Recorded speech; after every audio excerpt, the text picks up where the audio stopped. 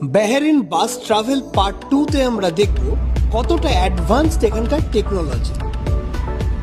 বাসের ওপরে স্ক্রিনে এবং প্রত্যেক সিটের পাশে একটা কিউআর কোড থাকে, যেটা স্ক্যান করলেই আপনি দেখতে পারবেন আপনার বাস কোন রুট ধরে চলেছে এবং নেক্সট 3টে বাস স্টপ কতক্ষণে আসছে।